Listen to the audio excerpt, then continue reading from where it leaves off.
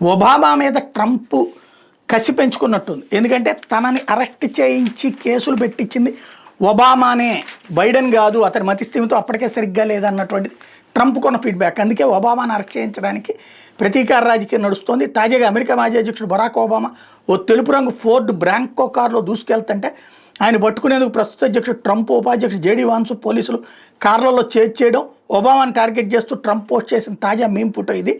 అమెరికాలో తన మాజీ భార్యను మరొకరిని హత్య చేసిన కేసులో నిందితుడైన ప్రఖ్యాత ఫుట్బాల్ క్రీడాకారుడు, హాలీవుడ్ నటుడు ఓజే సింప్సన్ ఫోర్డ్ బ్రాంకో కారులో పారిపోతుంటే పోలీసులు వెంటాడి పట్టుకున్నారు. 94 జూన్ 17 సుదీర్ఘంగా సాగిన ఆ చేజింగ్ దృశ్యాలు ప్రపంచవ్యాప్తంగా చర్చనీయాంశమైనాయి. ఇప్పుడు ఆ దృశ్యాన్ని వినియోగించి రూపొందించిన మీమ్ని ట్రంప్ పోస్ట్ చేశారు. ఇంతకుముందు అమెరికా అధ్యక్ష కార్యాలయంలో ట్రంప్ ఒబామా కూర్చుని మాట్లాడుతుంటే పోలీసులు వచ్చి ఒబామాను అరెస్ట్ చేసి జైల్లో పెట్టినట్టుగా ఉన్న ఏఐ వీడియోని ట్రంప్ పోస్ట్ చేశారు.